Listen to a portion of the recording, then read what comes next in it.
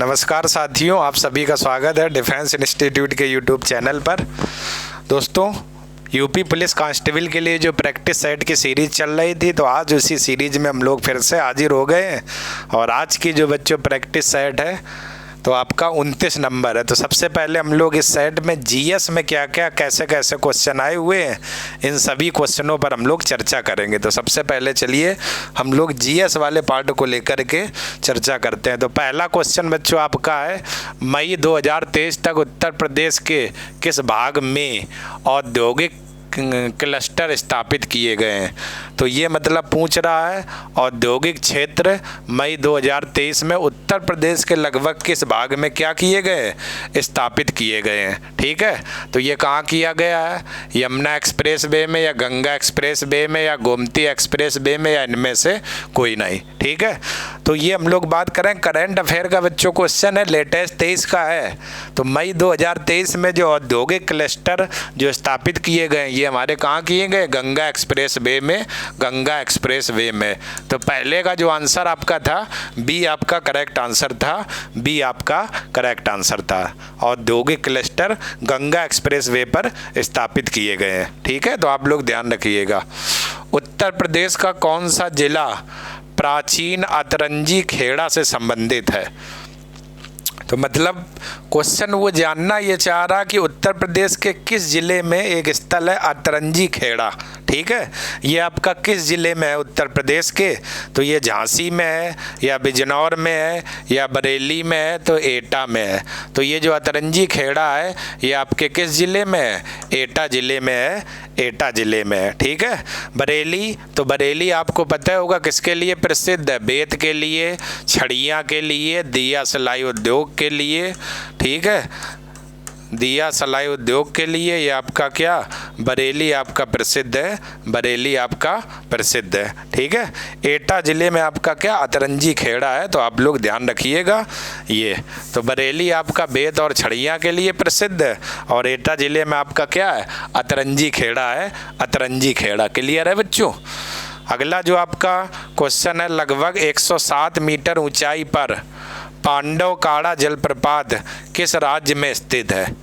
तो पूछ रहा है कि एक पांडवकाड़ा जलप्रपात, जलप्रपात कैसे किसे कहते किसे हैं, ऊंचाई से पहाड़ी क्षेत्रों में जब नीचे की ओर जल गिरता है तो उसी को हम लोग बच्चों जलप्रपात कहते हैं। तो उन्हीं में से एक जलप्रपात आपका पांडवखाड़ा है जलप्रपात। तो ये पूछ रहा किस राज्य में स्थित है, महाराष्ट्र में है कि केरल में है कि कर्नाटक में है कि मध्य प्रदेश में है। तो पांडवखाड़ा जलप्रपात ये हमारा किस राज्य में है, मध्य प्रदेश में है, मध्य प्रदेश में है। ठीक है, तो आप लोग ध्यान रखना 107 मीटर की ऊंचाई पर पांडवखाड़ा जलप्रपात हमारा कहाँ पर है, मध्य प्रदेश में है। ठीक है, तो आप लोग ध्यान रखिएगा।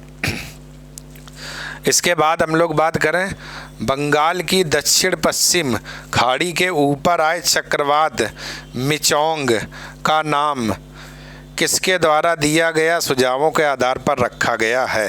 ठीक है, तो इस क्वेश्चन को पहले बच्चों थोड़ा ऊपर मैं लाता हूँ तभी आप क्लियर समझ पाएंगे। क्वेश्चन नंबर 4 है और ऊपर आ जाए 4, ये आपका है क्वेश्चन नंबर 4। ठीक है, तो क्वेश्चन नंबर 4 का आंसर आपका क्या हो जाएगा, तो आप लोग देखिएगा। तो इसका मतलब क्वेश्चन 4 का आंसर क्या हो जाएगा, दक्षिण पश्चिम खाड़ी के ऊपर आए चक्रवात मिचोंग जो है इसका नाम किस देश ने नाम दिया हुआ है, म्यांमार ने दिया हुआ है।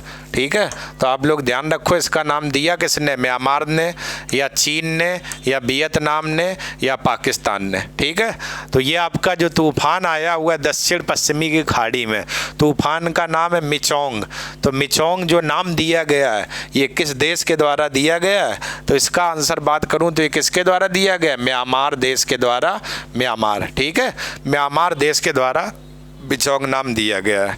5वां जो क्वेश्चन है आपका यहाँ पर भरना है, कह रहा एक नेटवर्क पर फैली कंप्यूटरिंग है और इसमें इंटरनेट जैसी रियल टाइम संचार नेटवर्क के माध्यम से बड़ी संख्या में कंप्यूटर जुड़े होते हैं। ठीक है, मतलब वो कहना चाह रहा एक नेटवर्क पर फैली कंप्यूटर की कोई ऐसी कंप्यूटर सिस्टम है जो एक नेटवर्क में फैली है और उसी नेटवर्क में ही कई सारे संचार नेटवर्क जुड़े हैं और बड़ी संख्या मात्रा में जुड़े हैं। तो वो उन संचार नेटवर्क जो जुड़े हैं उनको क्या कहते हैं, वो कंप्यूटर में कौन सी चीज़ है, क्लाउड कंप्यूटर है या थिन क्लाउड कंप्यूटरिंग है या फैट क्लाउड कंप्यूटरिंग है या डब टर्मिनल कंप्यूटरिंग है। तो आप लोग बताएं 5 का आंसर क्या हो जाएगा, 5 का, तो आप लोग बताएं जरा 5 का आंसर क्या हो जाएगा। तो इसका जो आंसर हो जाएगा क्या, क्लाउड कंप्यूटरिंग। क्लाउड कंप्यूटरिंग एक नेटवर्क की फैली कंप्यूटर सिस्टम है, ठीक है, नेटवर्क के थ्रू, और इस कंप्यूटर सिस्टम में बहुत सारे नेटवर्क जुड़े हुए हैं, ठीक। तो ये क्लाउड फैलिंग यानी 5 का जो आंसर आपका था वो क्या था बच्चों, ए आपका करेक्ट आंसर था, ए आपका करेक्ट आंसर था, ठीक है। तो आप लोग ध्यान रखिएगा 5 का आंसर क्या था, ए आपका करेक्ट आंसर था। अगला हम लोग बात करें तो ये भी देखो करंट का क्वेश्चन है, inspirations for graphic design from India.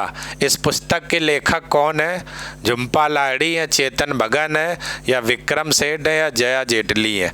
तो आपका करंट अफेयर का क्वेश्चन है बच्चों, केवल पुस्तक का नाम पूछा हुआ है। पुस्तक का नाम क्या है, inspirations for graphic design from India. तो इस पुस्तक के आपके लेखक कौन है, जया जेटली, जया जेटली। तो इसका जो आंसर था आपका क्या था, 6 का 4 विकल्प आपका सही था। 6 का कौन सा था, चौथा विकल्प आपका जया जेटली, जया जेटली। तो 6 का जो आंसर था वो क्या था आपका जया जेटली। अगला, निम्नलिखित में से किस वर्ष में भारत नेपाल शांति और मैत्री संधि पर हस्ताक्षर किए थे, डैश करना है यहाँ पर। तो पूछ रहा कि भारत ने नेपाल के साथ शांति और मैत्री जो हस्ताक्षर किए हुए थे वो किस वर्ष किए हुए थे, नेपाल के साथ में भारत ने जो हस्ताक्षर किए हुए थे। तो इसका आंसर बात करूं तो भारत ने जो नेपाल के साथ शांति और सुरक्षा पर जो हस्ताक्षर किए हुए थे वो कब किए थे, 1950 में, 1950 में। तो 7 का जो आंसर है वो क्या हो जाएगा, ए आपका करेक्ट आंसर रहेगा, ए आपका करेक्ट आंसर रहेगा। 7 का क्या आंसर रह जाएगा, ए आपका रहेगा, क्योंकि भारत ने नेपाल के साथ जो हस्ताक्षर किए हुए थे उसी सन में तो ही किए हुए थे। तो आपका जो आंसर हो जाएगा क्या रहेगा, ए हो जाएगा। भारत में सर्वाधिक किस प्रकार की मिट्टी पाई जाती है, क्या लाल मिट्टी की, काली मिट्टी की, लैटेराइट मिट्टी की, जलोढ़ मिट्टी। तो सब हम लोग बात करूँ मिट्टी का जो अपने यहाँ सबसे बड़ा वर्ग माना जाता है, 15 लाख वर्ग किलोमीटर क्षेत्रफल पर जो मिट्टी फैली हुई है वो हमारी कौन सी है, जलोढ़ मिट्टी है, जलोढ़। तो भारत में सर्वाधिक जो मिट्टी पाई जाती है वो कौन सी है, जलोढ़ मिट्टी है, जलोढ़ मिट्टी। काली मिट्टी में जो खेती की जाती है वो किसकी, चना, कपास और सोयाबीन। तो चना, कपास और सोयाबीन की जो खेती की जाती है वो किस मिट्टी में की जाती है, काली मिट्टी में, काली मिट्टी में। इसलिए काली मिट्टी को हम लोग क्या कहते हैं, कपासी मिट्टी कहते हैं, ठीक है ना।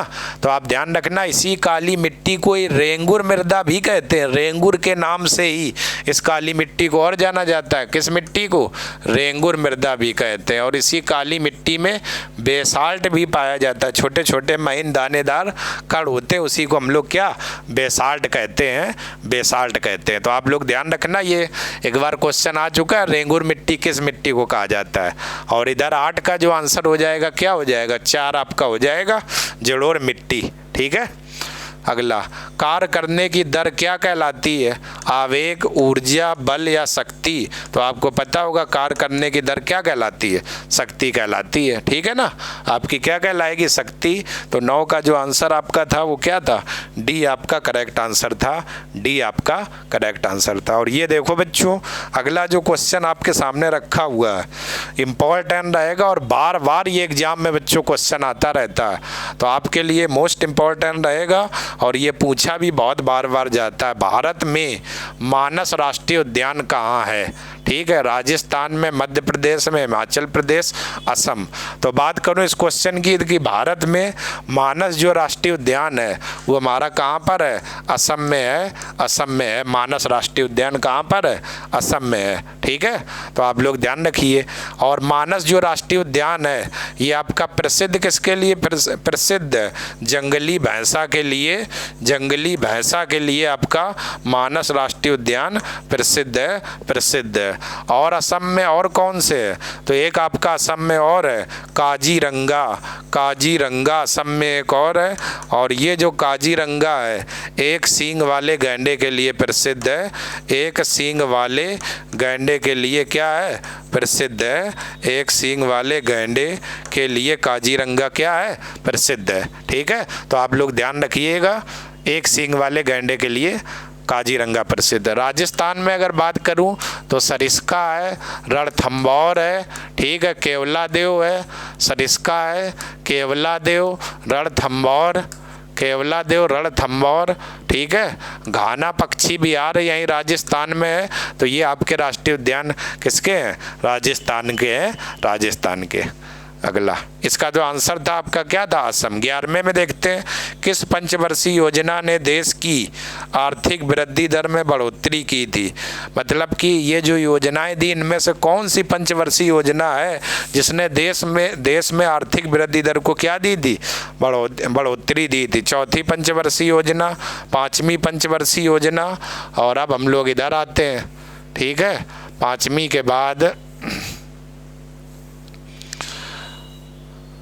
ये आपका जो क्वेश्चन है ये है, ठीक है। पाँचवीं के बाद तीसरा देखो दिया हुआ है, छठी पंचवर्षीय योजना, फिर सातवीं पंचवर्षीय योजना, ठीक है। तो आप लोग ध्यान रखिएगा, ये कौन सा? सातवीं पंचवर्षीय योजना। तो आप बताइए कौन सी पंचवर्षीय जो योजना थी जिसने आर्थिक वृद्धि को क्या बढ़ावा दिया हुआ था? तो आपको पता है सबसे ज़्यादा जो बढ़ावा दिया था वो हमारी सातवीं पंचवर्षीय योजना ने दिया हुआ था। तो इसका जो आंसर था 11 का 4 आपका करेक्ट हो जाएगा। पंचवर्षीय योजना पहली आपकी कब प्रारंभ हुई थी? 1951 से लेकर के 55 तक आपकी पहली प्रारंभ हुई थी। हेराल्ड डोमाल मॉडल पर आधारित है। नीति आयोग योजनाओं को तैयार करता है और राष्ट्रीय विकास जो परिषद होता है ये पंचवर्षीय योजनाओं को अंतिम रूप प्रदान करता है। तो नीति आयोग के द्वारा योजनाएं प्रदान की जाती है, ठीक है। और राष्ट्रीय विकास परिषद योजनाओं को पूरी क्रियान्वयन करके या पूरी जानकारी करके अंतिम रूप प्रदान करता है, ठीक है। अगला, कौशाम्बी किस महाजनपद की राजधानी थी? तो कौशल की है, कुरु की है, काशी की है, वत्स की है? तो आप लोग बताएं कौशाम्बी किस महाजनपद की राजधानी थी? कौशाम्बी, ठीक है। कौशाम्बी उत्तर प्रदेश में है। 16 महाजनपदों में से ये एक जनपद माना जाता है कौशाम्बी, मैंने आपको बताया हुआ है। तो कौशाम्बी जो राजधानी थी वो किसकी थी? वत्स की थी, वत्स की थी। तो 12 का जो आपका आंसर था क्या हो जाएगा? आपका 4 हो जाएगा, चौथा, ठीक है। वर्तमान में महाजनपदों की संख्या कितनी है? तो 16 महाजनपद हैं, 16 महाजनपद, ठीक है। इनका उल्लेख किस में मिलता है? तो अंगुत्तर निकाय में, अंगुत्तर निकाय में इनका उल्लेख मिलता है। अंगुत्तर निकाय एक है, उसी में 16 महाजनपदों का क्या मिलता है बच्चों? उल्लेख मिलता है, उल्लेख मिलता है। तो आप लोग ध्यान रखना 12 का जो आंसर था आपका क्या हो जाएगा? 4 आपका करेक्ट आंसर हो जाएगा, चौथा आपका करेक्ट आंसर हो जाएगा।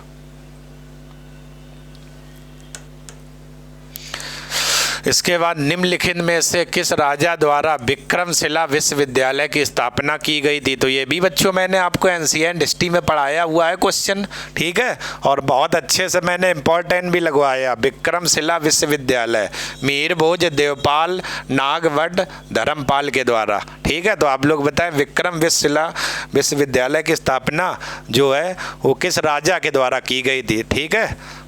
तो आप लोग बताएं किस राजा के द्वारा की गई थी विक्रमशिला विश्वविद्यालय की स्थापना? तो आपको पता होगा पाल वंश में एक शासक था, कौन? धर्मपाल, धर्मपाल। तो धर्मपाल के द्वारा विक्रमशिला विश्वविद्यालय की स्थापना की गई थी। विक्रमशिला विश्वविद्यालय है कहाँ पर?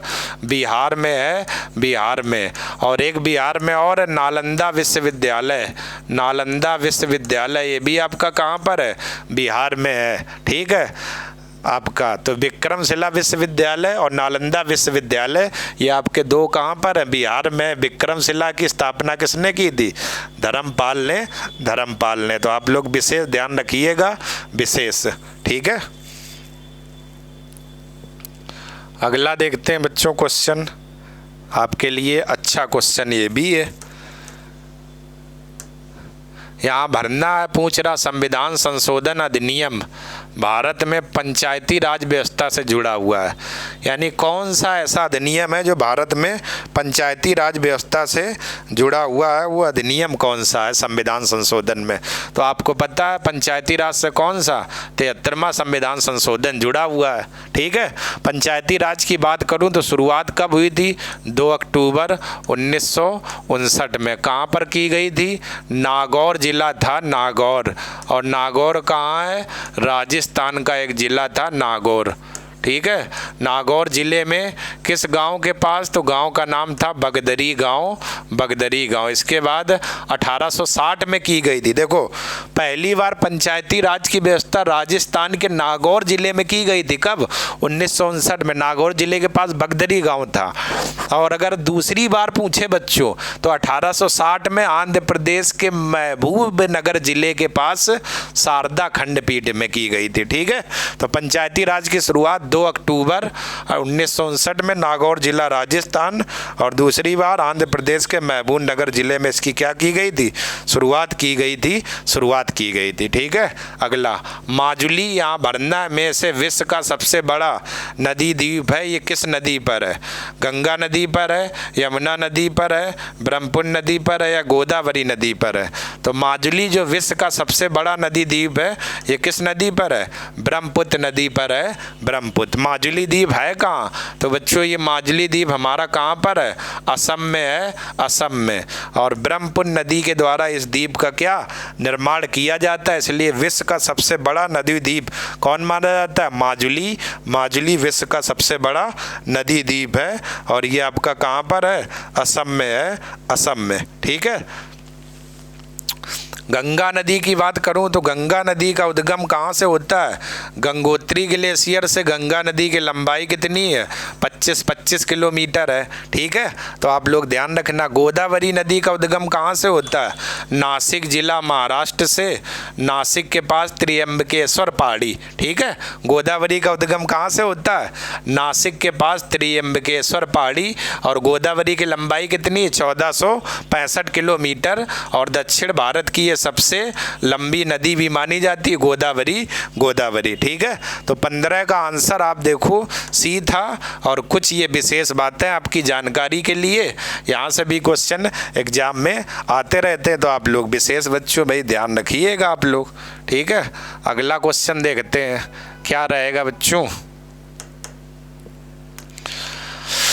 अगला लिखा हुआ पुलित्जर पुरस्कार 2023 जीतने वाले आत्मकथा स्टे टू यहाँ भरना के द्वारा लिखी गई थी, तो वो कौन इनमें से है? जेफरन कोसी, कार्ल फिलिप, या हुआसू, या रियोनेस गिडेस, और माइकल एवेल्स। ठीक है, तो पुलित्जर पुरस्कार 2023 जीतने वाले कौन? जीतने वाली आत्मकथा स्टे टू, ये किसके द्वारा लिखी गई? तो ये तो ऊषा सू के द्वारा लिखी गई थी।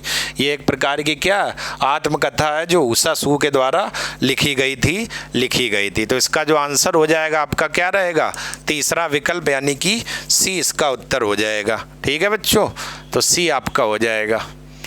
अगला हम लोग देखते हैं अगला क्या रहने वाला है।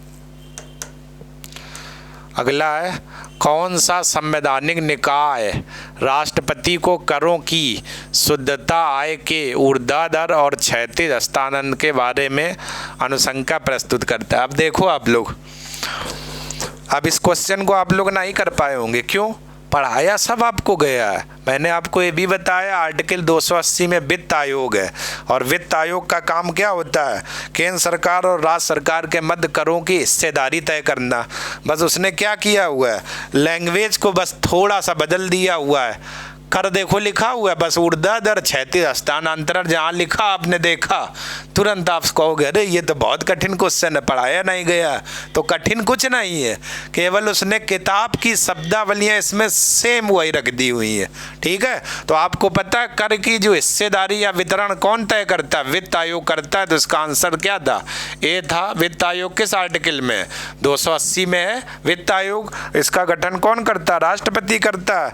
नियंत्रक एवं महालेखा परीक्षक किस आर्टिकल में 148 में है, जिसे कहते हैं भारत के प्रधानमंत्री।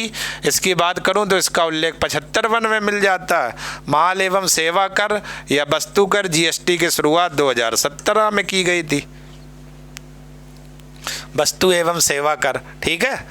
तो आप लोग, तो इसका जो आंसर था 17 का क्या ए हो जाएगा, वित्त आयोग। कौन सा, 280। तो आपको घबराना नहीं है, केवल बस लैंग्वेज को उसने पलटा हुआ और क्वेश्चन में था कुछ नहीं आप 10 लो पढ़ के घबरा जाओ और क्वेश्चन का आंसर भी ना दे पाओ, तो घबराने की जरूरत नहीं, ध्यान से पढ़ो, हर चीज हो जाएगी। आधुनिक आवर्त सारणी के अनुसार निम्नलिखित में से कौन से तत्व का परमाणु क्रमांक 30 है। यानी कि जो अभी वर्तमान में आधुनिक आवर्त सारणी जो मोजले के द्वारा दी गई थी, ठीक है, इस आधुनिक आवर्त सारणी में कौन सा तत्व है जिसका परमाणु क्रमांक क्या है, 30 है। तो निकिल का तो है नहीं, फेरस का कमी है, और ये कार्बन CO का भी नहीं। तो आधुनिक आवर्त सारणी में जो परमाणु क्रमांक 30 मिलेगा वो किसका मिलेगा, Zn यानी जिंक का मिलेगा, Zn यानी जिंक का में ये मिलेगा, जिंक का मिलेगा, ठीक है। तो आप लोग ध्यान रखना, 18 का जो आंसर था आपका क्या हो जाएगा, 3 हो जाएगा, 18 का क्या 3 हो जाएगा। अगला, 1 नवंबर 1961 को भारत ने यहाँ भरना के अनुच्छेद पर घोषणा की पुष्टि की है। महिलाओं के आर्थिक अधिकारों पर कन्वेंशन, महिलाओं के नागरिक अधिकारों पर कन्वेंशन, महिलाओं के राजनीतिक अधिकारों पर कन्वेंशन, महिलाओं के सामाजिक अधिकारों पर कन्वेंशन। तो यानी कि 1 नवंबर 1961 की बात कर रहा और पूछ रहा कि भारत ने किस इसमें भारत ने अनुच्छेद की एक घोषणा की थी, वो जो अनुच्छेद था वो महिलाओं के बारे में इनमें से कौन सा सही है। तो ये बता दूं बच्चों, तो इसमें महिलाओं की बात कही गई थी लेकिन नागरिक नहीं कही गई थी। इसमें महिलाओं की जो बात कही गई थी राजनीतिक के लिए बात की गई थी। महिलाओं के राजनीतिक अधिकारों पर कन्वेंशन या एक प्रकार का समझौता था ये आपका। तो इसका जो आंसर था आपका क्या, तीसरा विकल्प बच्चों सही था, तीसरा आपका विकल्प सही था। तो आप लोग ध्यान रखिए, इसका आंसर क्या हो जाएगा, 3 आपका हो जाएगा, ठीक है। चलिए अगला क्वेश्चन हम लोग देखते हैं बच्चों। अगला क्वेश्चन क्या रहने वाला, 19 के बाद कौन सा आएगा, कहाँ गया भाई, आओ क्वेश्चन कहाँ चले गए, इधर है हो आप, हाँ इधर है, यही है। चलो भाई बच्चों, देखो भाई क्वेश्चन थोड़े वैसे हैं लेकिन कोई दिक्कत नहीं, पढ़ने जो पढ़ता है उसको तो क्वेश्चन से मतलब है, वो चाहो कैसे भी बनाएगा, वो क्या करना, हमें तो बस क्वेश्चन से मतलब है क्या आए हुए हैं, ठीक है। इन सभी बातों को ध्यान नहीं देना बच्चों। उत्तर मध्य रेलवे के अंतर्गत उत्तर प्रदेश का कौन सा मंडल शामिल नहीं है। इलाहाबाद मंडल है, आगरा भी मंडल है, झांसी मंडल है। देखो मंडल सभी हैं ये, और सबसे बड़ा जो मंडल है कानपुर है। इस कानपुर मंडल में 6 जिले आपके आते हैं, लेकिन वो रेल में पूछ रहा, उत्तर मध्य रेल में। वैसे अगर पूछता तो ये सभी मंडल है, लेकिन पूछ रहा उत्तर मध्य रेलवे के अंतर्गत कौन सा मंडल नहीं शामिल होता। तो उत्तर मध्य में देखो इलाहाबाद तो आ ही जाता, आगरा भी आ, झांसी, केवल लखनऊ इसमें शामिल नहीं होता। तो उत्तर मध्य रेलवे में कौन सा मंडल नहीं आता, लखनऊ मंडल नहीं आता है, लखनऊ मंडल नहीं आता। तो इसका 20 का जो आपका आंसर था क्या बच्चों था, बी आपका करेक्ट आंसर था, बी आपका। अगला, a brief history of time, a brief history of time पुस्तक के लेखक कौन है या किसने लिखी, APJ Abdul Kalam, Stephen Hawkins, PT Usha या बराक ओबामा, ठीक है। तो आप ब्रीफ हिस्ट्री ऑफ टाइम ये जो पुस्तक लिखी गई है अभी लेटेस्ट है, कुछ चर्चा में भी रही थी, ठीक है बच्चों। तो ये आपकी पुस्तक किसकी, स्टीफन हॉकिंस की, स्टीफन हॉकिंस की। 21 का जो आंसर था आपका क्या था, 2 आपका करेक्ट आंसर था, 21 का दूसरा आपका करेक्ट आंसर था। तो आप लोग ध्यान रखिएगा, इसके द्वारा ये पुस्तक लिखी गई थी। अगला हम लोग देखते हैं बच्चों। अगला 22 है, सामुदायिक विकास कार्यक्रम किस वर्ष में शुरू किया गया था। तो आप देखो प्रथम पंचवर्षीय योजना कब आई थी, 1951 से 55 के मध्य आई थी। पहली पंचवर्षीय योजना जो हेराल्ड डोमल मॉडल पर आधारित है, और इसी में ही सामुदायिक विकास कार्यक्रम की शुरुआत की गई थी। समूह मतलब सभी, और दायिक विकास यानी सभी का एक साथ विकास करना सामुदायिक विकास कार्यक्रम कहलाता है। ठीक है, सभी का एक साथ विकास करना। तो इस सामुदायिक विकास कार्यक्रम की शुरुआत प्रथम पंचवर्षीय में कब की गई थी?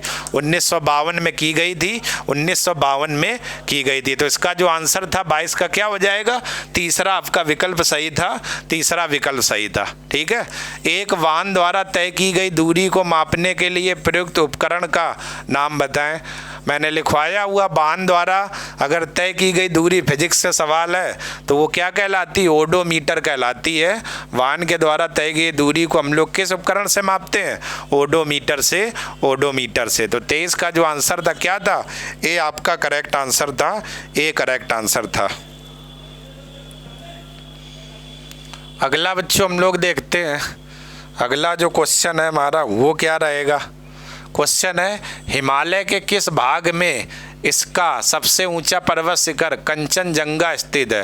अरुणाचल प्रदेश, कश्मीर हिमालय, दार्जिलिंग एवं सिक्किम हिमालय, उत्तराखंड हिमालय। तो आप लोग बताएं, कंचनजंगा हिमालय के किस भाग में इसका सर्वोच्च पर्वत शिखर कंचनजंगा स्थित है? तो आप लोग बताएं, अरुणाचल हिमालय में, कश्मीर हिमालय में, या दार्जिलिंग और सिक्किम हिमालय में है, या उत्तराखंड हिमालय में? जबरदस्त बच्चों ये क्वेश्चन है, आप लोग बताएं जरा, इसका आंसर दें क्या हो जाएगा। ठीक है, तो इसका जो आंसर हो जाएगा किस हिमालय में स्थित है? दार्जिलिंग और सिक्किम हिमालय में, दार्जिलिंग और सिक्किम हिमालय में। तो 24 का जो आंसर था क्या था? 3 आपका सही था। कंचनजंगा है कहाँ पर? कंचनजंगा सिक्किम में है, और खास बात क्या, विश्व की तीसरी सबसे ऊंची चोटी है, तीसरी सबसे ऊंची चोटी है। भारत की सबसे ऊंची चोटी कौन है? केटू या गाडविन ऑस्टिन, 8611 मीटर ऊंचाई है। और विश्व की सबसे ऊंची चोटी कौन है? Mount Everest. माउंट एवरेस्ट की ऊंचाई कितनी? 8848 मीटर, जिसे नेपाल में हम लोग क्या कहते हैं? सागर माथा, सागर माथा के नाम से जानते हैं। ठीक है, तो नेपाल में हम लोग किस नाम से जानते हैं? सागर माथा के नाम से इसको हम लोग जानते हैं। अगला है, नवंबर 2023 में कैबिनेट द्वारा अनुमोदित प्रधानमंत्री जनजाति आदिवासी न्याय महाअभियान का कुल परिव्याख्या है। मतलब कि आदिवासी जनजातियों के लिए, ठीक है, नवंबर 2023 में कुछ धन की व्यवस्था की गई थी, और ये धन जो दिया हुआ था प्रधानमंत्री के द्वारा दिया गया था। तो आदिवासियों के लिए कुल कितना धन दिया गया था, ये सवाल मैं पूछना चाह रहा। ठीक है, तो ये धन आपको दिया गया था 24,104 करोड़ रुपए, 24,104 करोड़ रुपए आदिवासियों के लिए धन की व्यवस्था की गई थी। आदिवासियों के लिए धन की क्या की गई थी? व्यवस्था की गई थी। तो आप लोग ध्यान रखना क्या हो जाएगा? ये हो जाएगा। अगला, सौर ऊर्जा को विद्युत ऊर्जा में किसके द्वारा परिवर्तित किया जाता है? शुष्क सेल के द्वारा, लेक्सान से, या वोल्टिक, या फोटोवोल्टिक सेल के द्वारा। यानी सौर ऊर्जा है, उसको हम विद्युत ऊर्जा में अगर कन्वर्ट करना चाहें, तो इस सौर ऊर्जा को विद्युत ऊर्जा में हम कन्वर्ट किसके द्वारा करेंगे? किसके द्वारा? तो प्रकाश वोल्टिक सेल के द्वारा या फोटोवोल्टिक सेल के द्वारा। 26 का जो आंसर था क्या हो जाएगा? 4 आपका हो जाएगा। सौर ऊर्जा को विद्युत ऊर्जा में कौन चेंज करता है? Photovoltaic cell, photovoltaic cell. ठीक है, अगला,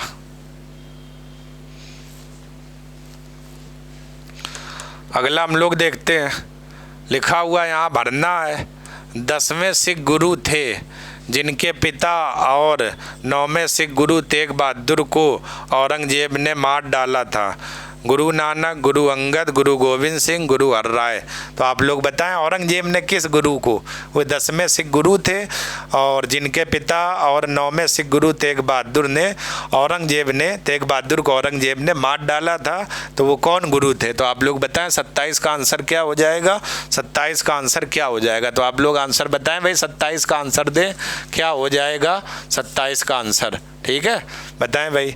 तो वो आपके गुरु कौन थे औरंगजेब ने जिसको मारा था? मैंने औरंगजेब में पढ़ाया भी है, गुरु गोविंद सिंह, गुरु गोविंद सिंह। 27 का जो आंसर था आपका क्या? 3 सही था, 3 सही था, गुरु गोविंद सिंह, गुरु गोविंद सिंह। क्लियर है? तो आपका 27 का क्या हो जाएगा? तीसरा आपका सही हो जाएगा। ठीक है, गुरु गोविंद सिंह।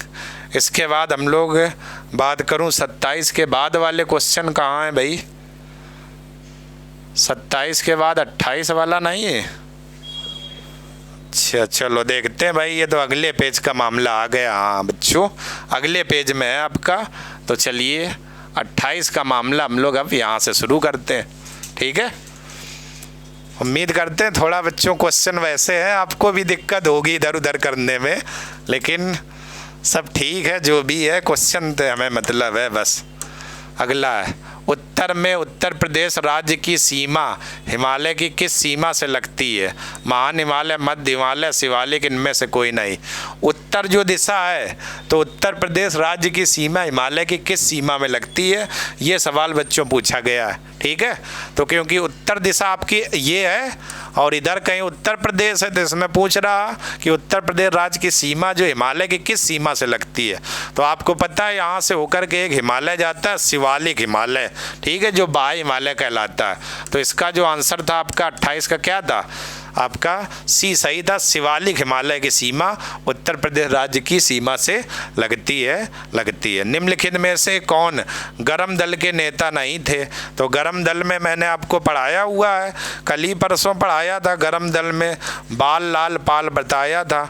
गरम दल के नेता कौन है? बाल लाल और पाल।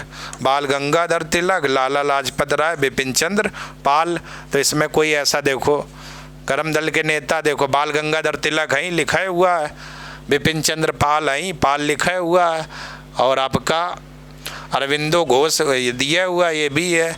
ठीक है, लेकिन गोपाल कृष्ण गोखले, फिरोज शाह मेहता, दादा भाई नौरोजी ये आपके नरम दल के नेता हैं। तो इसका जो आंसर हो जाएगा 29 का क्या? सी आपका करेक्ट आंसर था, क्योंकि ये किस दल के नेता है?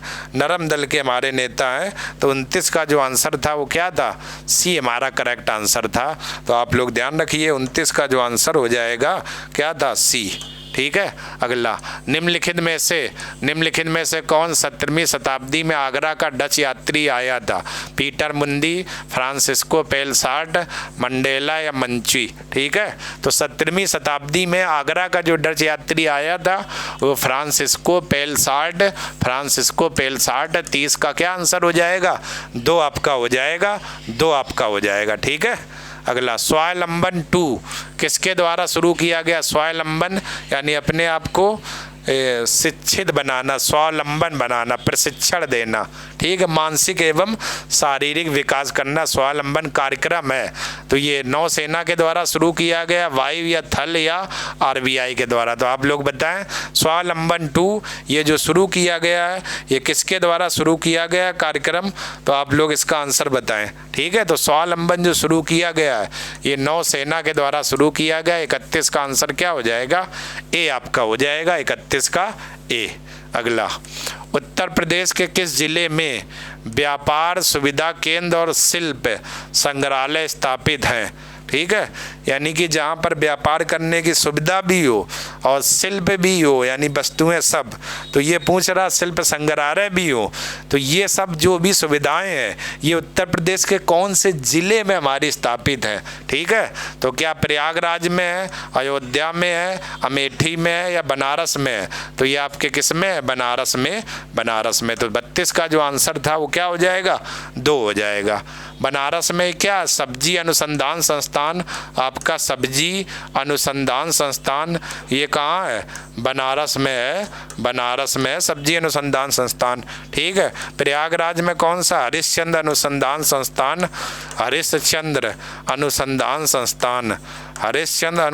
संस्थान ये आपका कहाँ पर है? प्रयागराज में। ठीक है, अयोध्या में अगर बात करूं तो अभी बच्चों राम मूर्ति का उद्घाटन किया गया है। कब? 22 जनवरी 2024। इसकी मूर्ति की ऊंचाई कितनी? 161 फीट। इस मूर्ति राम मंदिर में कितने खंबे लगे? 392 खंबे लगे हुए हैं। मंडप कितने हैं राम मंदिर में? 5 हैं। 5 आपके मंडप हैं। राम प्रतिष्ठा कब स्थापित हुआ था? तो 12:29 पर 84 सेकेंड का समय भी लगा हुआ था। अगला, प्रधान मध्यमान रेखा या प्राइम मीडियम से नहीं गुजरती है, तो अल्जीरिया से, फ्रांस से, नाइजीरिया से या स्पेन से। तो प्रधान मध्यमान रेखा जो होती है वो अल्जीरिया से भी जाती, फ्रांस से भी, स्पेन से भी, किससे नहीं गुजरती है? नाइजीरिया एक देश है, यहाँ से प्रधान मध्यमान रेखा नहीं गुजरती है, नहीं गुजरती है। तो इसका जो आंसर हो जाएगा क्या हो जाएगा? नाइजीरिया बच्चों हो जाएगा, नाइजीरिया। ठीक है, नाइजीरिया से ये रेखा हमारी नहीं गुजरती है, तो आप लोग ध्यान रखना। ठीक है, क्या हो जाएगा? अगला, पोलैंड की राजधानी क्या है? वारसा है या मापुटे है या वेलिंगटन है या किसानसा है? तो ये तो आपको पता ही होगा बच्चों, पोलैंड की राजधानी क्या है? तो पोलैंड की आपकी राजधानी क्या है? वारसा है। पोलैंड की राजधानी क्या है? वारसा है। वेलिंगटन द्वीप कहाँ पर है? वेलिंगटन द्वीप, तो ये वेलिंगटन अपने यहाँ द्वीप कहाँ पर है? केरल में। ये हमारा वेलिंगटन द्वीप अपने यहाँ पड़ता है केरल में। ठीक है। अगला, ऋग्वेद की बात करूं, यहाँ वरना में सूक्तों या मंत्रों की संख्या कितनी है? तो ऋग्वेद में सूक्तों या मंत्रों की संख्या कितनी है? 128 है। ऋग्वेद सबसे क्या है? पुराना वेद है ऋग्वेद सबसे। ऋग्वेद में बात करूं तो गायत्री मंत्र का उल्लेख इसी ऋग्वेद में मिलता है। ऋग्वेद में गाय के लिए आहन्या शब्द का प्रयोग किया गया है, आहन्या। ठीक है। ऋग्वेद में मंडल कितने हैं? तो 10 मंडल हैं। और मंत्र कितने हैं? 1028 सूक्त या मंत्र हैं। यही सवाल पूछा गया था ऋग्वेद में, पहले ही चैप्टर से बच्चों ये क्वेश्चन आपका आया हुआ था, तो आप लोग ध्यान रखिएगा। इसका जो आंसर था क्या था? सी था। अगला, मेगसनीस के अनुसार चंद्रगुप्त के रक्षक शाही जुलूसों के दौरान सोने और चांदी से सजाए गए यहाँ भरना की सवारी को कहते थे।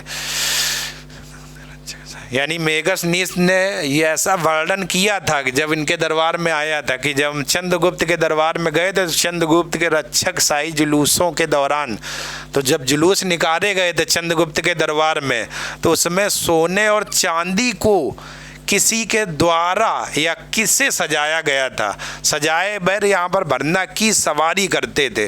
ठीक, आपको पता होगा कि मेगसनीस जो था ये चंद्रगुप्त के दरबार में आया था और उसी ने ये वर्णन किया हुआ था। तो ये सवारी आपको पता उस समय कौन हुआ करते थे? हाथी हुआ करते थे। ये नहीं भी पता होगे तब भी आप समझ जाओ कि युद्ध उस समय जब किया जाएगा तो हाथी के अलावा इनके पास कोई विकल्प नहीं था, तो हाथी को ही सजाया जाता था सोना और चांदी के रूप में। चाहो आप देख लो अशोक के देखो, अशोक में 261 ईसा पूर्व में कलिंग का युद्ध हुआ था, और कलिंग है कहाँ पर? उड़ीसा में है। और उस समय कलिंग भी आप देखो हाथियों के लिए प्रसिद्ध है। लेकिन उसमें हुआ क्या था? 1 लाख से अधिक लोग मारे गए थे उस युद्ध में। तो इसलिए अशोक ने उस समय कसम खाई थी कि आज के बाद कभी भी हम युद्ध नहीं करेंगे। उसे कष्ट हुआ था, पीड़ा हुआ था जब 1 लाख से अधिक लोग मारे गए थे। तो उस समय भी हाथी था। और चंद्रगुप्त मौर्य में बात करें, जब मेगसनीस ने वर्णन किया तब भी वही हाथियों को ही सजाया गया था सोने और चांदी के थ्रू। ठीक है। तो ये सवाल बच्चों बहुत अच्छा है, लेकिन पूछा बहुत गहराई से गया ये सवाल। ठीक है, क्वेश्चन बहुत ज़बरदस्त है, पूछा लेकिन बहुत गहराई से गया। तो आपको वही बताना था, तो आप लोग ध्यान रखिएगा बच्चों, इसका आंसर क्या हो जाएगा? अगला, मध्य भारत में बस्तर विद्रोह। बस्तर आपका कहाँ है? बस्तर छत्तीसगढ़ का जिला है। और आप ध्यान रखना, बस्तर छत्तीसगढ़ का जो जिला है, अपने यहाँ भारत में टिन उत्पादन के लिए केवल छत्तीसगढ़ का बस्तर जिला ही प्रसिद्ध है टिन उत्पादन के लिए। तो ये बस्तर विद्रोह किया गया था। ठीक है। अब ये किया क्यों गया था? तो अंग्रेज की वही समस्या, भाई अंग्रेज जमींदार और किसानों को परेशान करते थे, तो उनके लिए इस विद्रोह की शुरुआत की गई थी। कब की गई थी? 1910 में। 1910 में। बस्तर है कहाँ पर? तो ये बच्चों छत्तीसगढ़ में बस्तर है। और बस छत्तीसगढ़ का बस्तर जिला किसके लिए प्रसिद्ध है? टिन उत्पादन के लिए प्रसिद्ध है। तो 1910 में इसकी क्या की गई थी? शुरुआत आपकी की गई थी। तो आप लोग ध्यान रखना। ठीक है। अगला, अंग्रेजों द्वारा पारित निम्नलिखित में से किस अधिनियम ने भारतीयों को हथियार रखने की अनुमति नहीं दी थी? ठीक है। अंग्रेज भी देखो अपनी मनमानी चलाते थे। खुद अधिनियम पारित कर रहे और अपने पास हथियार रख रहे, लेकिन भारतीयों को अनुमति नहीं दी थी। ठीक है, तो आप लोगों ने अगर अधिनियम पढ़ा होगा, एक 1813 से शुरुआत करो, 1813, फिर 33, फिर 58, फिर 72 और फिर एक अधिनियम आता है 1858। ये 72 के बाद 78, 58 नहीं सॉरी, 72 के बाद 78 अधिनियम आया था। और उसी अधिनियम में बच्चों ये बात कही गई थी कि अंग्रेजों ने जो अधिनियम लाया हुआ है, इसमें अंग्रेजी सैनिकों को तो हथियार रखने का अलाउ था, लेकिन भारतीयों को हथियार रखने नहीं दिया गया था। तो ये अधिनियम कौन था? आर्म्स एक्ट 1878 के तहत। ठीक है, तो ये इसमें काम बच्चों किया गया था। तो 38 का जो आंसर था, बी आपका 38 का आंसर था। ऐसे ही आप देखो, इसको कैसे समझो इस अधिनियम को, जैसे आप जब आप 1857 का विद्रोह पढ़ते हो और सैनिक विद्रोह आप लोगों ने पढ़ा था, तो क्या करते थे? भारतीय अंग्रेजी सैनिकों के लिए तो डाक व्यवस्था फ्री थी, अंग्रेज देखो ऐसा करते थे, लेकिन भारतीय सैनिकों के लिए डाक की व्यवस्था फ्री नहीं थी। तो आप बताओ भारतीयों को गुस्सा आएगा?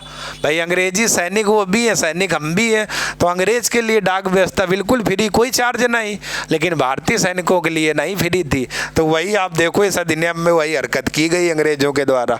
खुद के लिए लाइसेंस है, लेकिन भारतीयों के लिए हथियार रखने की अनुमति नहीं है। तो 38 का बी आपका करेक्ट आंसर था। ठीक है बच्चों, तो ये आपके जीएस वाले बच्चों कुछ क्वेश्चन थे। अब आपको आगे की जो कहानी बताई जाएगी वो हिंदी के लिए बच्चों आपको बताई जाएगी। तो हमारे सर हिंदी के लिए तैयार हैं बच्चों, तो आप लोग बने रहिए, कहीं जाइएगा मत। ठीक है ना, और बने रहिए कॉपी और पेन को लेकर के, आगे आपको हिंदी का कार्यक्रम सॉल्व कराया जाएगा। ठीक है बच्चों, तो आपको जाना नहीं कहीं पर भी, बने रहना। अभी मैं निकाल देता हूँ बच्चों। ठीक है, ये बच्चों देखो आप लोग का आ गया हिंदी के लिए, यहाँ से आपका, तो आपको हिंदी वाले सर कराएंगे बच्चों हिंदी के क्वेश्चन। आप लोग बने रहिए और अच्छे से पढ़ते रहिए। चलिए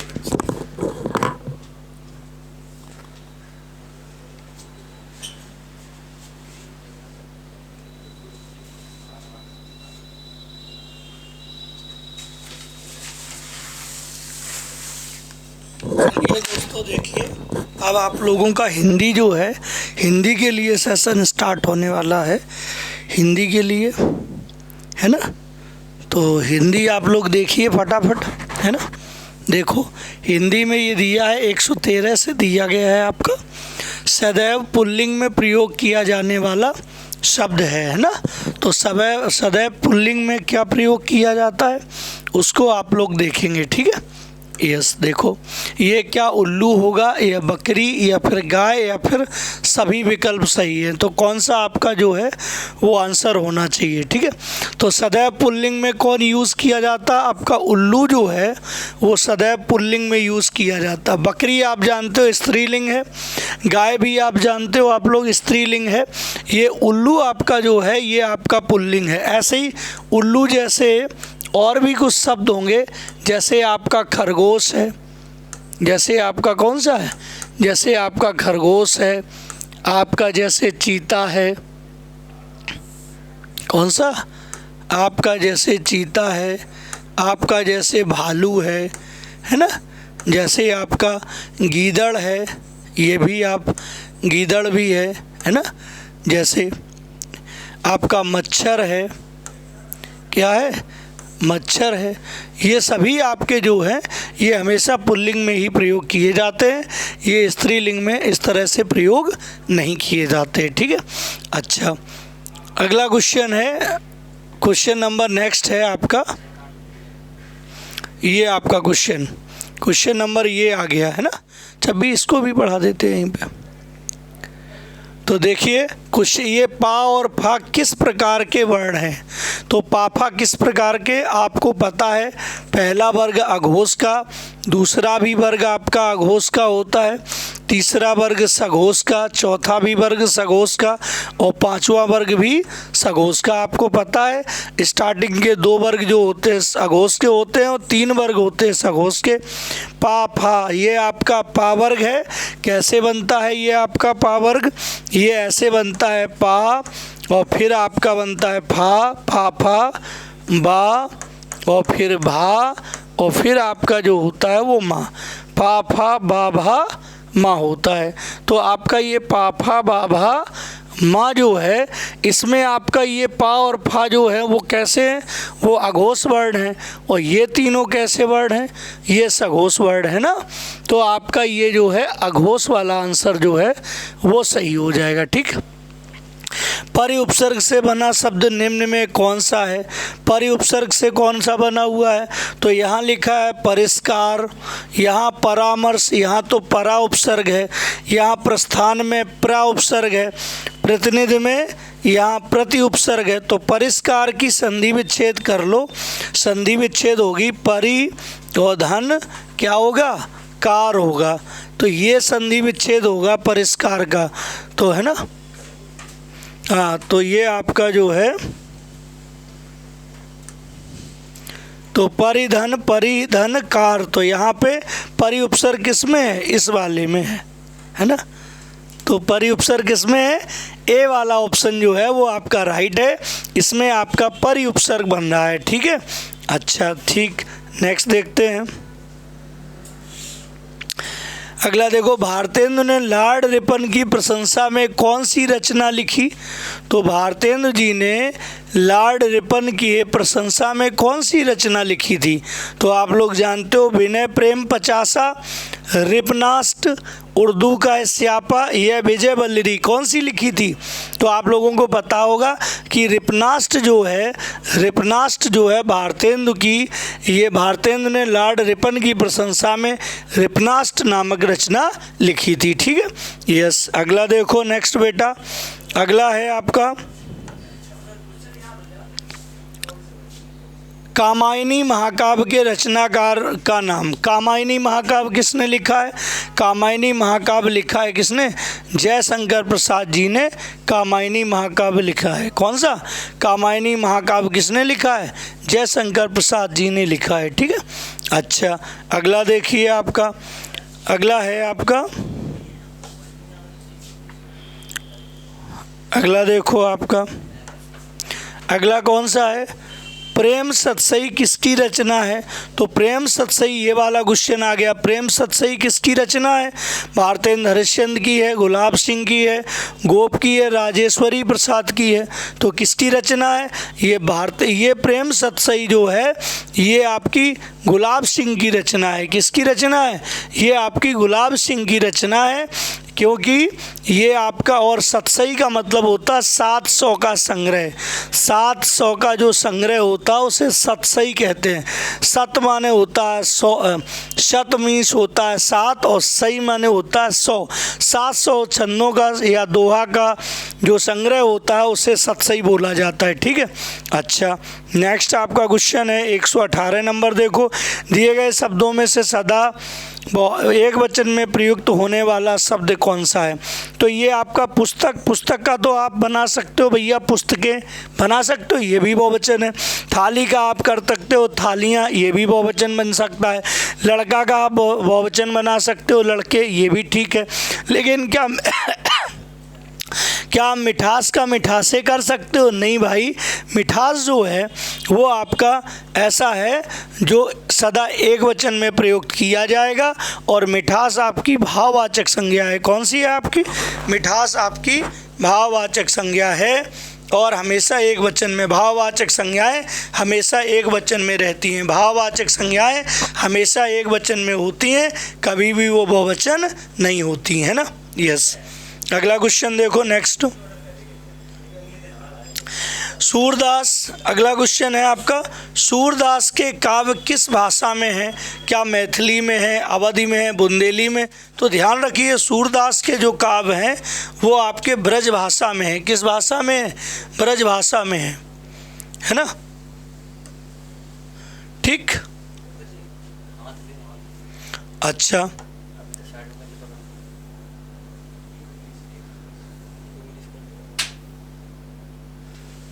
ठीक, हाँ देखिए नेक्स्ट आपका, कपटी मित्र किस मुहावरे का अर्थ है? कपटी मित्र जो है क्या गुदड़ी के लाल? 120 नंबर क्वेश्चन देखो। कपटी मित्र का मतलब आप जानते हो, आस्तीन का सांप होना। अब आस्तीन का सांप होना उसी को कहते हैं कपटी मित्र, है ना। हाँ, गुदड़ी का लाल जानते हो, गरीब परिवार में होनहार व्यक्ति का पैदा होना, उसे कहते हैं गुदड़ी का लाल है। ये गरीब परिवार में एक होनहार बच्चे का पैदा होना कहलाता है गुदड़ी का लाल। गांठ का पूरा होना जानते ही हो आप, हैं, मूर्ख लेकिन धनी व्यक्ति, है ना। हाँ, उसे कहते हैं गांठ का पूरा है। आँख का तारा आप जानते हो अति प्यारा होता है, ठीक है। यस। नीति शब्द के वचन परिवर्तन का सही रूप। नीति का बहुवचन क्या? नीतियाँ होता है बेटा। नीति का नीतियों कभी नहीं करना है, ध्यान रखना। ओ वाले नहीं करने होते हैं, अक्सर हमें या वाले या फिर ई या वाले करने होते हैं, ठीक है, ध्यान रखना। या ए वाले करते हैं तो नीति का बहुवचन नीतियाँ हो जाएगा। इनमें से 22 नंबर में इनमें से कौन सा अर्थ आँख लगना? आँख लगना मुहावरे का अर्थ क्या है? गहरी निद्रा में सोना, नींद आना, आँखों का चिपक जाना, आसक्त होना। तो गहरी, इसमें आँख लगना का मतलब होता है नींद आना। कहते नहीं है भैया अरे हमारी तो आँख लग गई, इसका मतलब हमें तो नींद आने लगी, नींद आ गई थी, झपकी आ जाना। आप इसे ऐसा भी कह सकते हो, आँख लगना का मतलब झपकी लेना, है ना। ये आप कह सकते हो झपकी लेना, है ना। तो इस तरह का अर्थ भी आप लिख सकते हो, ठीक है। अच्छा, नेक्स्ट देखो, अगला देखो 123 नंबर में देख लो। निम्न में से किस रचनाकार को ज्ञानपीठ पुरस्कार नहीं मिला है? तो किसे ज्ञानपीठ पुरस्कार नहीं मिला मेरे दोस्तों? बताओ, आप लोगों को पता है किससे ज्ञानपीठ पुरस्कार नहीं मिला है? तो आप जानते हो मैथिली शरण गुप्त को ज्ञानपीठ पुरस्कार नहीं मिला है। ये मैथिली शरण जो गुप्त हैं, इन्हें ज्ञानपीठ पुरस्कार से नवाजा नहीं गया, इन्हें कोई ज्ञानपीठ पुरस्कार नहीं मिला है, इस बात को ध्यान रखना है, ठीक है। हाँ, इन्हें नहीं मिला है ना। अगला देखिए नेक्स्ट, ये आगे इन्हें भी मिला है आपका, और आपके ये जो कृष्णा सोबती हैं, हाँ, इन्हें भी ज्ञानपीठ पुरस्कार मिला है। इन्हें तो 2017 में भी मिला है ज्ञानपीठ पुरस्कार, है ना। तो आज ये अमृता राय को भी, अमृता प्रीतम को भी मिला है, मैथिली शरण गुप्त को नहीं मिला, ठीक है। ईश्वर में विश्वास रखने वाले को आप जानते हो कहते हैं आस्तिक। ईश्वर में विश्वास ना रखने वाला नास्तिक कहलाता है, और ईश्वर में विश्वास रखने वाला आस्तिक कहलाता है। भक्त वो होता है जो भगवान की भक्ति करता है। भगवान की भक्ति करने वाले व्यक्ति को भक्त कहा जाता है। और श्रद्धावान वो होता है जो भगवान में श्रद्धा रखता है, वो श्रद्धावान व्यक्ति होता है ना। जो भगवान में क्या रखता है? श्रद्धा रखता है ना, उसे श्रद्धावान कहते हैं। जो भविष्य की बात सोचता हो, एक ऐसा व्यक्ति जो भविष्य की बात सोचता है, कहेगी भविष्य की बात सोचता है, उसके लिए एक शब्द कौन सा होगा? चिंताकुल होगा, या फिर ये तो उसके लिए अग्र सोची होता है। एक ऐसा व्यक्ति जो आगे की सोचता है, जो भविष्य की सोचता है, उसे अग्र सोची बोलते हैं, ठीक है। चिंतक नहीं बोलेंगे, भविष्य चिंतक नहीं बोलेंगे, है ना। चिंताकुल, चिंता से परेशान, चिंताकुल किससे कहते हैं? जो चिंता से परेशान रहता है उसे चिंताकुल कहते हैं, है ना। जो भविष्य की बात सोचता है उसे अग्र सोची कहते हैं। भविष्य चिंतक जो भविष्य के प्रति चिंता रखता है, चिंतित रहता है, उसे भी कहते हैं भविष्य चिंतक, है ना। इसलिए ऑप्शन आपका भी। भाषा की सबसे छोटी इकाई क्या कहलाती है?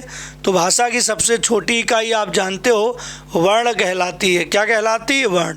कहा जाए, क्वेश्चन कहा जाए भाषा की सबसे छोटी मौखिक इकाई, तो बेटा ध्वनि बोल देना। भाषा की सबसे छोटी लिखित इकाई, तो वर्ण बोल देना, ठीक है। अब यहाँ ध्वनि तो ऑप्शन में ही नहीं है, तो वर्ण हो जाएगा। भाषा की सबसे सार्थक इकाई पूछ लिया जाए तो शब्द बोल देना। सार्थक इकाई जो होता है वो शब्द होता है, ठीक है। निम्न में तत्सम शब्द है ना बेटा, देखो निम्न में तत्सम शब्द कौन सा है? तो आपका तत्सम कौन सा है? आप जानते हो नग्न जो है वो तत्सम है। इसका आप तद्भव जानते हो। 90 जो है, ये 90 नाक और नया, है ना। ये 90 और ये नग्न आपका तत्सम है। इसका जो होता है ये नंगा होता है। क्या होता है? इसका नंगा तद्भव होता है। इसका तद्भव क्या होता है? इसका तद्भव नंगा होता है। ठीक है, यस, इस तरह का वर्ड होता है ये,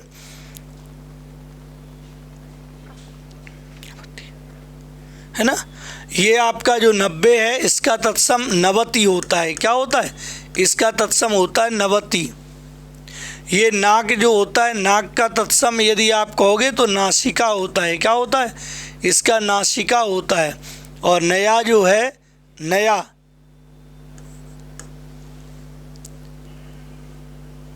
नया, नया को हम लोग नव कहेंगे, नव्य, नव्य माने नया। इसका तत्सम जो है, इसका तत्सम जो होता है वो नव होता है। इसका इधर से ले लो, है ना। इसका जो तत्सम होता है वो नव होता है। नव मीन्स नया। नव मीन्स क्या होता है? इसका नवति होता है, इसका नासिका होता है, इसका नव होता है। ठीक है, अच्छा अगला क्वेश्चन देखते हैं। बेलगाम, बेलगाम में कौन सा समास है?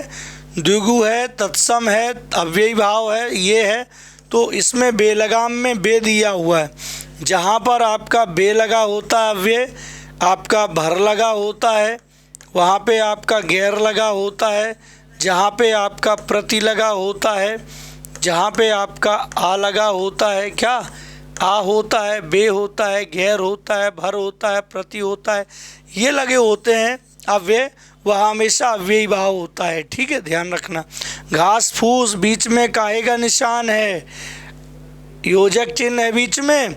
जब योजक चिन्ह बीच में होता है तो आप जानते हो, जब आप द्वंद्व लिखते हो ना बेटा, जब आप इस तरह का द्वंद्व लिखते हो, बीच में देखो योजक चिन्ह जैसा निशान है, तो जहाँ पे जिन समास में ध्यान रखो योजक चिन्ह लगा होता है सामासिक पदों में, है ना, वहाँ पे हमेशा द्वंद्व समास होता है। कौन सा समास होता है? द्वंद्व समास होता है। ठीक है, अगला देखो।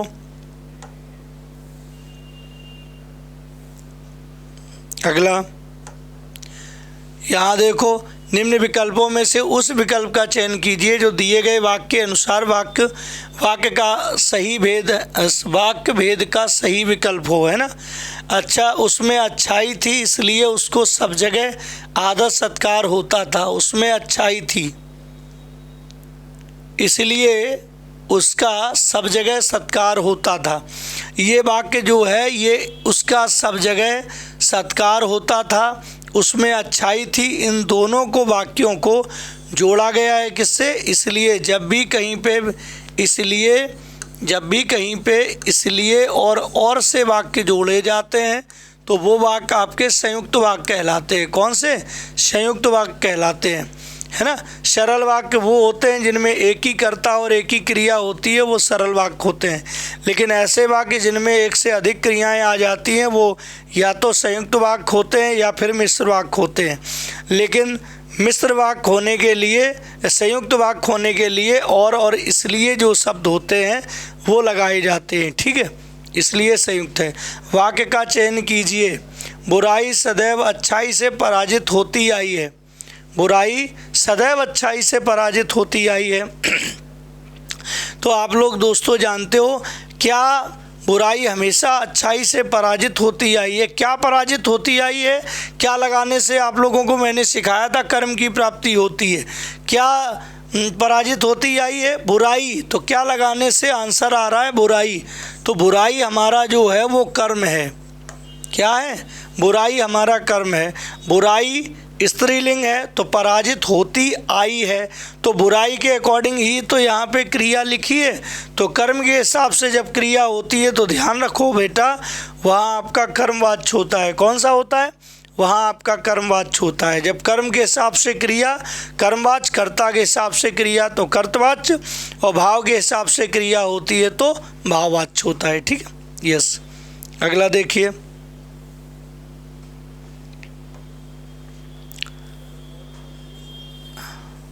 ये क्वेश्चन हो गया कौन सा? 131 है। अब आगे नंबर क्वेश्चन में हम लोग चलते हैं।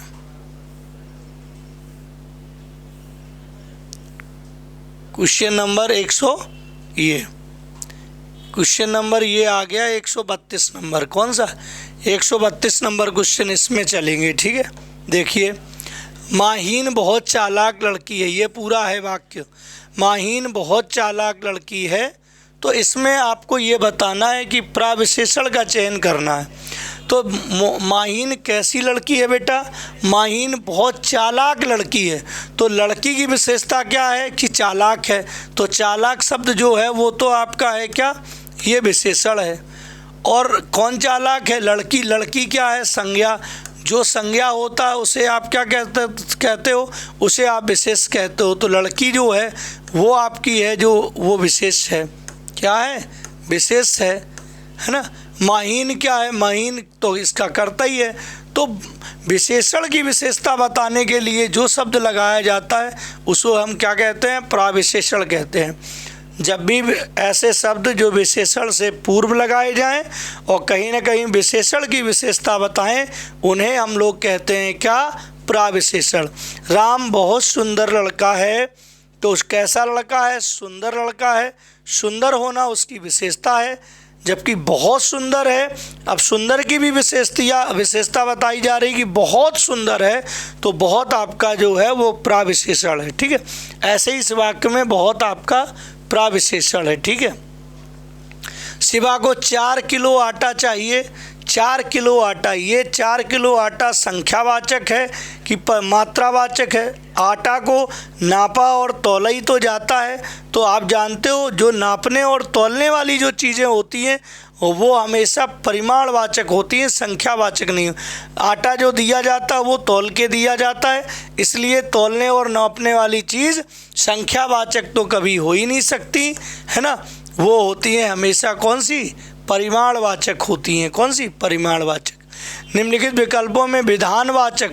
विधानवाचक का मतलब एक ऐसा वाक्य जो आपका पॉजिटिव हो, सकारात्मक वाक्य हो और कहीं ना कहीं उसमें किसी के अस्तित्व का बोध हो, तो वहाँ आप कह सकते हो कि ये आपका विधानवाचक है। राम का मकान उधर है, ये इधर है।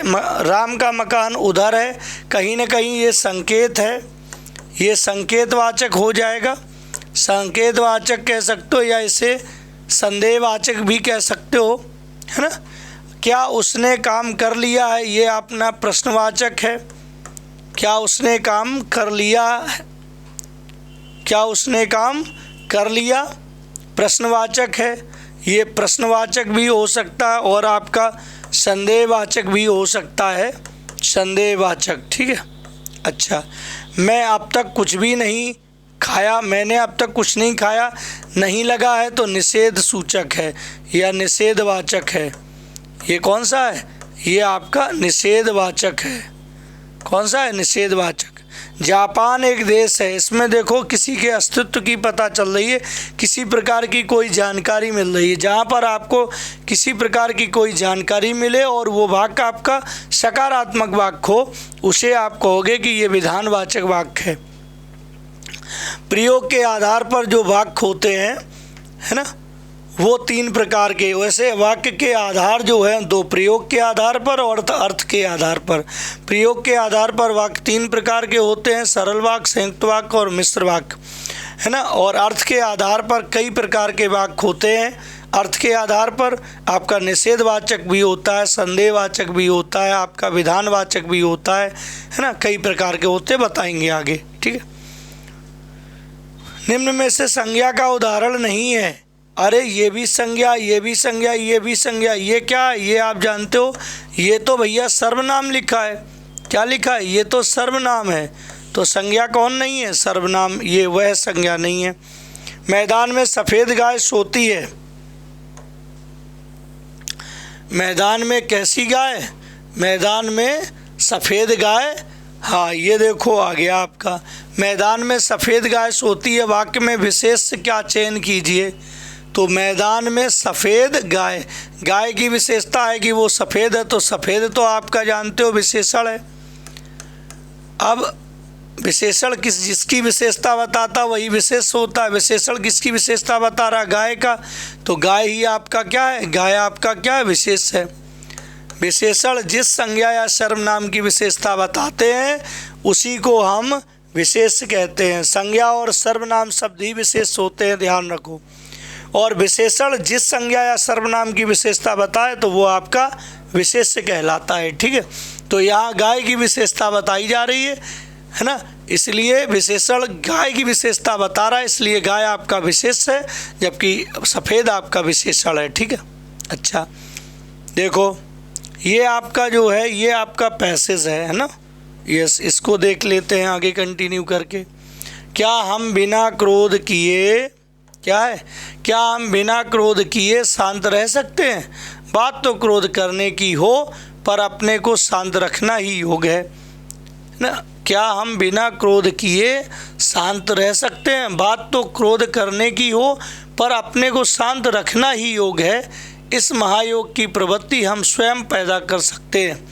महत्वपूर्ण है कि हम एकांत में बैठ आस्था रखें कि हाँ मुझे शांत रहना है, मुझे किसी भी परिस्थिति में उत्तेजित नहीं होना है और मैं ऐसा कर सकता हूँ। अतः एकाग्रचित्त होकर दृढ़ संकल्प शक्ति द्वारा हम शांत रहने की प्रवृत्ति को अपनाकर क्रोध का काबू पा सकते हैं। यस, शांत रहने का मार्ग अपनाने पर हमारी दुनिया बदल जाएगी और जीवन अधिक आनंदमय लगेगा। हमारे चेहरे पर नई चमक, कार्य में नया उत्साह, हृदय में निर्मलता है ना एवं शीतलता का स्वयं अनुभव होने लगेगा। ये बातें आपके जीवन में उतारने लायक भी हैं, इसीलिए मैं इस पैसेज को पूरा पढ़ रहा हूँ, क्योंकि ये बातें आप अपने जीवन में भी उतार सकते हैं और इससे आप शिक्षा ले सकते हैं। ठीक है, उत्साह अपने निर्मलता एवं शीतलता का स्वयं अनुभव होने लगेगा। बिना श्रम के, बिना किसी खर्च के और किसी उपचार के बिना ही पाचन क्रिया स्वतः ठीक होने पर छोटे मोटे रोग दूर भाग जाएंगे। समझिए, देख रहे हो कितना फ़ायदा है गुस्सा छोड़ने का। गुस्सा छोड़ने का कितना फ़ायदा आपको दिखाई दे रहा है ना। हमारे चेहरे पर नई चमक, कार्य में नया उत्साह, हृदय में निर्मलता एवं शीतलता का स्वयं अनुभव होने लगेगा। बिना श्रम के, बिना किसी खर्च के और किसी उपचार के बिना ही पाचन क्रिया स्वतः ठीक होने पर छोटे मोटे रोग दूर भाग जाएंगे। खींचना, गुस्सा करना, चीखना, चिल्लाना और बड़बड़ाते रहना हमारे मन के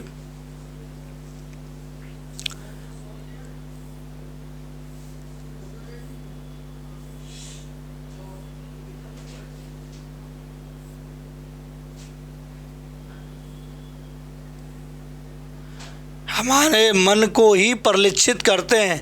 इनसे हमारी, देखो ये दिया है, इनसे हमारी पहचान पर धब्बा लग जाता है और हमारे ओजस्वी चेहरे पर चिंता की रेखाएं उभर आती हैं।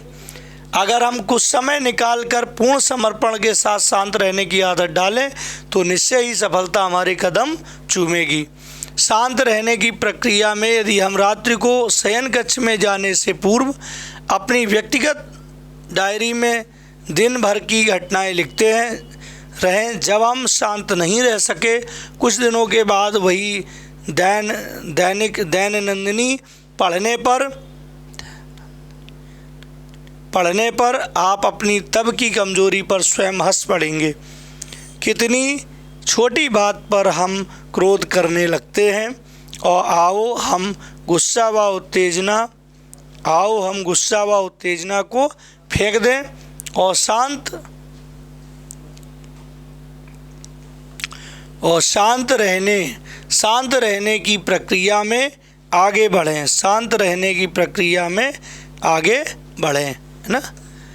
बढ़ने के लिए रात को क्या करें? क्रोध के अनुभव डायरी पर लिखें। विश्वास, शांत रहने की प्रक्रिया में आगे बढ़ने के लिए रात को क्या करें, ये क्वेश्चन है। तो क्रोध के अनुभव डायरी पर लिखें, विश्वास पूर्वक प्रभु से प्रार्थना करें, डायरी पर लिखे हुए अनुभव पढ़ें, शांत वातावरण में पढ़ा। तो इसका सही आंसर जो है क्रोध के अनुभव डायरी पर लिखें, है ना। कर पूर्ण समर्पण के साथ शांत रहने की आदत डालें तो निश्चय ही सफलता हमारे कदम चूमेगी।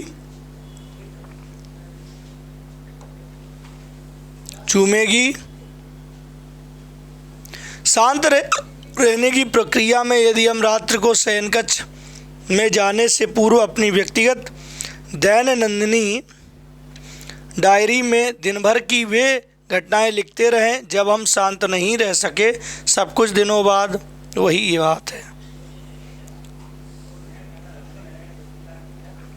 क्रोध को काबू में रखने से मुख्यतः कौन से रोग दूर होते हैं, ये क्वेश्चन दिया गया है। ये है कौन से अशांत रहना, चीखना पाचन क्रिया से जुड़े। पाचन क्रिया जो होती है वो आपकी ठीक रहती है। ठीक है, आगे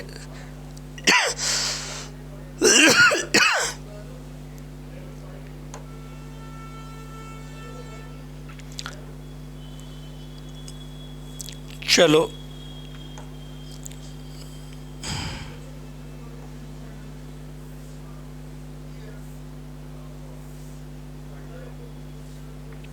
अब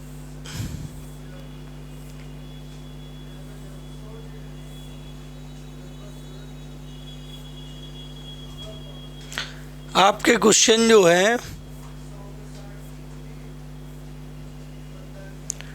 देखना, आपके क्वेश्चन कहाँ है।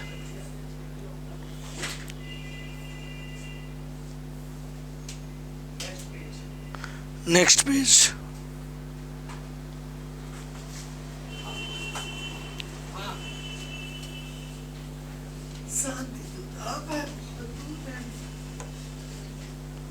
देखिए, छोटी बात पर हम क्रोध करने लगते हैं। ठीक है, ये क्रोध आने की स्थिति में शांत रहने की प्रवृत्ति को क्या नाम दिया जाता है? महायोग या क्रोध पर विजय? क्रोध आने की स्थिति में शांत रहने की प्रवृत्ति को क्या नाम दिया जाता है?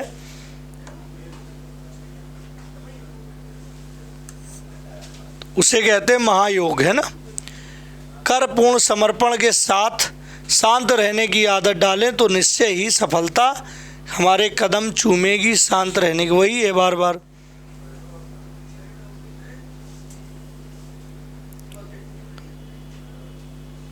उपर्युक्त गद्यांश का सही शीर्षक क्रोध में अमंगल, शांत रहो, ये वाला कौन सा, सॉरी ये नहीं, ये कौन सा, ये वाला, शांत रहो सुखी रहो। ठीक है, ये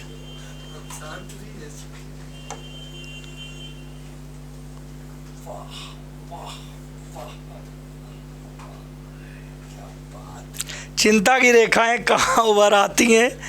सारे शरीर पर, ओजस्वी चेहरे पर, गालों पर, मस्तक पर। तो चिंता की जो रेखाएं होती हैं वो कहाँ उभर आती हैं? वो आपकी ओजस्वी चेहरे पर उभर आती हैं। कहाँ? ओजस्वी चेहरे पर। जिसने गड्ढा खोदा वही गिरेगा। इसमें वाक्य में सर्वनाम का प्रकार पहचानिए। कौन सा सर्वनाम है? जिसने और उसने, आपने पढ़ा है। जिसकी लाठी उसकी भैंस, आपने पढ़ा है। ये आपका संबंधवाचक सर्वनाम है। कौन सा? संबंधवाचक सर्वनाम है ना।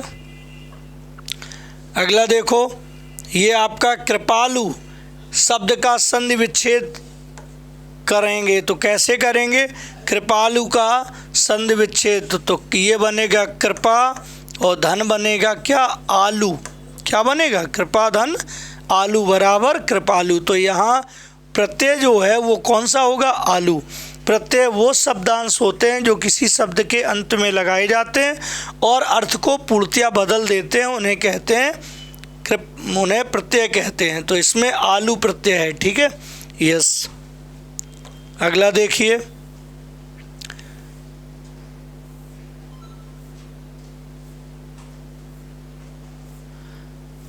नेक्स्ट देखिए आपका ये शीतल शब्द का संधि विच्छेद करने पर, शीतल शब्द का संधि विच्छेद करने पर प्रत्यय के रूप में क्या प्राप्त होगा?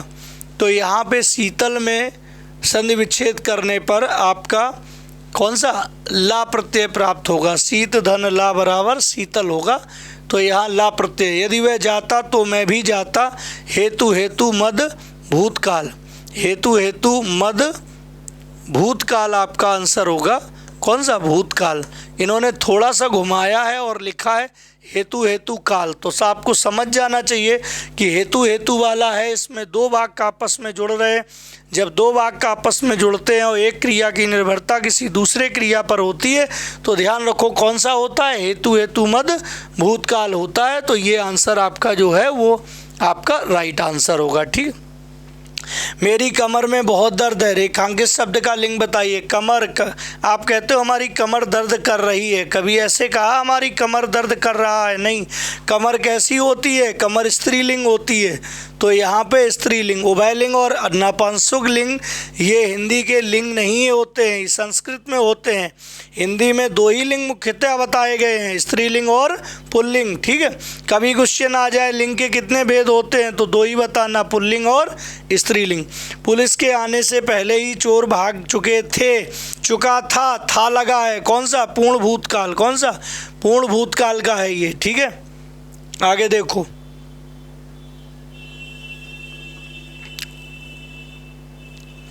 नेक्स्ट आपका है, देखो निम्न में से कौन से वाक्य में कर्म कारक का गलत प्रयोग हुआ है? रमेश ने गोपाल को मारा। ठीक है, रमेश ने गोपाल को मारा। कविता पत्र को लिखती है, कविता पत्र लिखती है ना कि पत्र को लिखती है, ये गलत है आपका बी वाला, इसमें कर्म कारक का गलत प्रयोग हुआ है। रमेश ने गोपाल को, जब सजीव के साथ जोड़ा जाता है तो को जोड़ा जाता है, लेकिन निर्जीव के साथ हम कभी भी को विभक्ति चिन्ह का प्रयोग नहीं करते हैं, ध्यान रखना। तो यहाँ पे ये को लिखना जो है वो गलत है, इसलिए यही आंसर सही है। लड़का कुत्ते को मारता है। ठीक है, सीता ने चिट्ठी लिखी। ठीक है, अब यदि ये हो जाता सीता ने चिट्ठी को लिखा तो गलत हो जाता है। ठीक है, हाँ। निम्न वाक्य में रेखांकित अंश के स्थान पर आने वाले सबसे उपयुक्त विकल्प का चयन कीजिए 149 वाले में। इस गीत की दो लड़ियाँ सुना दो। गीत की लड़ियाँ नहीं होती हैं, गीत की हमेशा कड़ियाँ होती हैं। तो इस गीत की चार लड़ियाँ सुना दो की जगह इस गीत की 4 कड़ियाँ सुना दो, ये सही आंसर होगा। निम्नलिखित में से चपला का अर्थ नहीं होता है। चपला माने लक्ष्मी भी होता है, चंचल भी होता है, बिजली भी। चपला माने मन नहीं होता है। चपला बिजली के पर्यायवाची, चंचल चंचला चपला है ना, दामिनी सौदामिनी तड़ित है ना, ये क्षण प्रभा, ये सभी आपके बिजली के पर्यायवाची हैं, लेकिन मन आपका ये चपला का अर्थ नहीं देता है, ये बिल्कुल अलग है। तो ये सारे आपके क्वेश्चंस जो हैं हिंदी के आपके कंप्लीट हो गए। और इसी के साथ आप सभी को जय हिंद, नमस्कार।